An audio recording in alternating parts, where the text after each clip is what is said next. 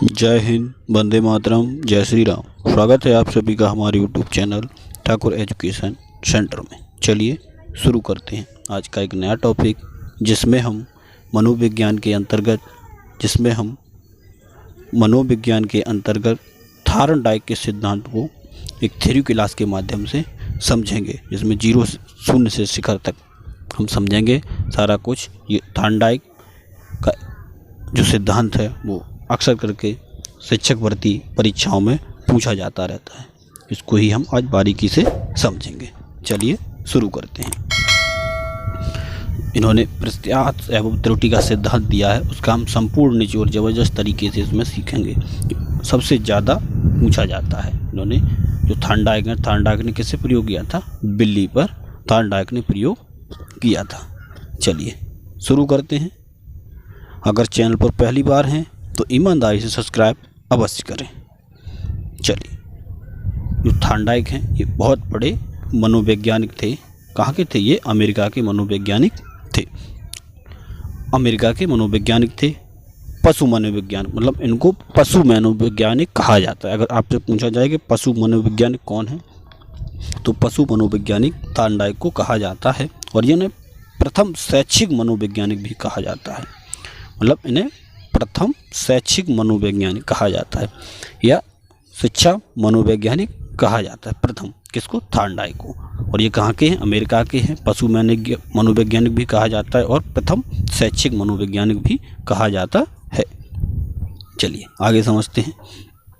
Very important fact, Thorndike ने अपनी पुस्तक शिक्षा मनोविज्ञान, मतलब इन्होंने शिक्षा मनोविज्ञान में सीखने के सिद्धांत का प्रतिपादन किया। मतलब इन्होंने एक पुस्तक लिखी शिक्षा मनोविज्ञान, जिसमें इन्होंने सीखने के सिद्धांत का प्रतिपादन किया, जिसे थॉर्नडाइक थ्योरी ऑफ लर्निंग के नाम से जाना जाता है।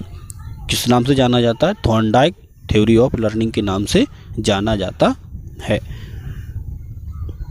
चलिए आगे समझते हैं। इनके जो सिद्धांत हैं उसके हम नामों को समझेंगे। मतलब इनके एक ही सिद्धांत को कई नामों से भी जाना जाता है। जैसे प्रश्न एवं भूल का सिद्धांत, ये भी थॉर्नडाइक का ही सिद्धांत है। प्रयास एवं त्रुटि का सिद्धांत, ये भी थॉर्नडाइक का ही सिद्धांत है। उद्दीपक अनुक्रिया का सिद्धांत, ये भी थॉर्नडाइक का ही सिद्धांत है। संयोजनवाद का सिद्धांत, ये भी थॉर्नडाइक का सिद्धांत है। और ये संबंधवाद का सिद्धांत, ये भी थॉर्नडाइक का सिद्धांत है। संबंधवाद का भी सिद्धांत थॉर्नडाइक का सिद्धांत है। और इन्होंने एक एसआर थ्योरी भी दी। एसआर थ्योरी, इसको उसे भी हम थॉर्नडाइक का ही सिद्धांत कहेंगे। चलिए आगे समझते हैं। थॉर्नडाइक ने दो नियम दिए। मतलब थॉर्नडाइक ने दो नियम दिए, मुख्य नियम और गौड़ नियम। मुख्य नियम में 3 नियम थे। मुख्य नियम में कौन कौन से थे? 3 नियम थे। और गौड़ नियम में 5 नियम थे। कितने थे? 5 थे। और मुख्य नियम में 3 थे। तो पहले हम मुख्य नियम को समझते हैं। मुख्य नियम में 3 थे। अभ्यास का नियम, तत्परता का नियम और प्रभाव का नियम। मतलब अभ्यास का नियम से मतलब ये है, अगर आप अभ्यास करेंगे तो उसमें हम कोई चीज़ को सीख सकते हैं। अभ्यास के माध्यम से कोई चीज़ को हम सीख सकते हैं। अगर अभ्यास करेंगे किसी काम का तो हम अवश्य सीख सकते हैं। और तत्परता मतलब सीखने की रुचि कब होगी? जब हमारे अंदर उस कार्य को करने की तत्परता होगी। जब तत्परता होगी तभी हम अभ्यास कर सकते हैं।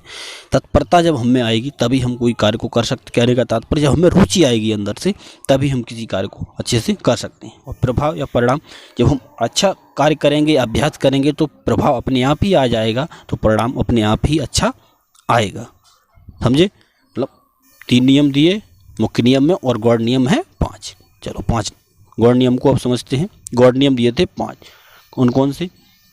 बहुप्रतिक्रिया, मनोवृत्ति, सहचर्य, आत्मीकरण और आंशिक क्रिया। मतलब कई बार क्वेश्चन में पूछा जा चुका है, जिसमें 3 क्वेश्चन 3 दे देते हैं। तो उसमें 3 इसमें से लिख दिए और एक दूसरा लिख दिया कि इसमें कौन सा गौड़ नियम नहीं है या कौन सा मुख्य नियम नहीं है। ठीक है, ऐसा पूछा जाता है। तो आपको इनको सभी को, चारों को आपको लिखना पड़ेगा, 5 को, जिससे और इन्हें याद भी रखना पड़ेगा। क्योंकि इसमें जैसे मुख्य नियम में भी पूछ जाए कि इसमें से थॉर्नडाइक का मुख्य नियम कौन सा नहीं है, उसमें 3 ऑप्शन दे दिए 3 ऑप्शन इसमें से ये दो ऑप्शन दे दिए और 2 अलग अलग दे दिए, 3 ऑप्शन ये दे दिए, एक चौथा एक और दे दिया, तो आपको बताना पड़ेगा कौन सा नियम नहीं है, तो उसी पे टिक लगाना पड़ेगा। मतलब हमें ये नहीं है तो उस पर हमें सही का टिक लगाना पड़ेगा। ठीक है, चलिए आगे समझते हैं। मतलब इन्होंने जो थांडाइक है इन्होंने भूखी बिल्ली पर प्रयोग किया था। किस पे प्रयोग किया था? भूखी बिल्ली पर। प्रयोग किस पे किया? अगर क्वेश्चन पूछा जाए कि थांडाइक ने किस पे प्रयोग किया था तो वो भूखी बिल्ली पर। महत्वपूर्ण क्या है? भूखी बिल्ली और मृत मछली। इन्होंने मृत मछली और भूखी बिल्ली पर इन्होंने प्रयोग किया था। मतलब दूसरी तरफ, एक तरफ इन्होंने भूखी बिल्ली बंद कर रखी थी पिंजरे में और उसमें मृत मछली को भी रख दिया था, उसी पे इन्होंने प्रयोग किया था। जैसे अनुक्रियाकर्ता मतलब रेस्पॉन्स अनुक्रिया जो करता होता है यहाँ पे कौन है? अनुक्रिया करता है बिल्ली। तो मृत मछली क्या है? उद्दीपक है, स्टिमुलस है।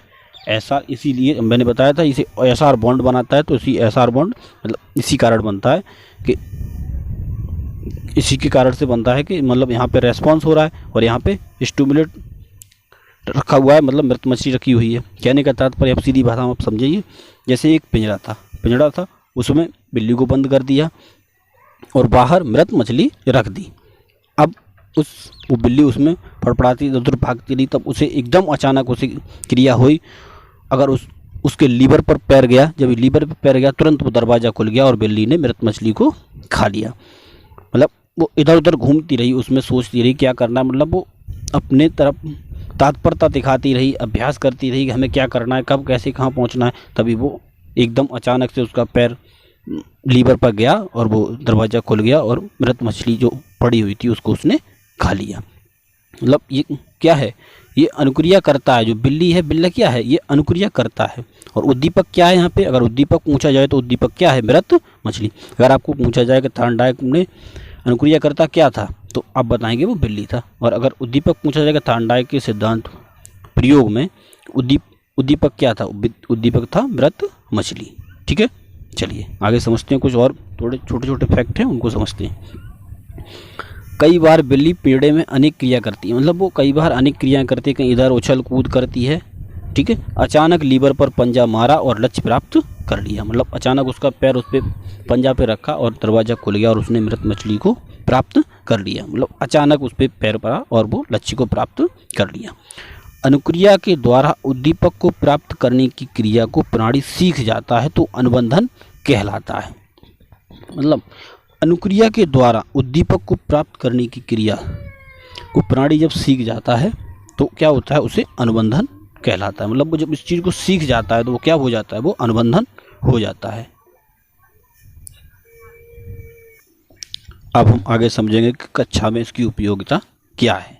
देखो, बच्चों को बार बार प्रयास करवाना चाहिए। अभी हमने पढ़ा था मुख्य नियम में अभ्यास का नियम। मतलब हमें बच्चों को बार बार उसको काम को प्रयास कराना चाहिए, मतलब अभ्यास कराना चाहिए। अभ्यास करने से ही हम स्थायी रूप से उनमें परिवर्तन कर सकते हैं, स्थायी रूप से उन्हें सिखा सकते हैं।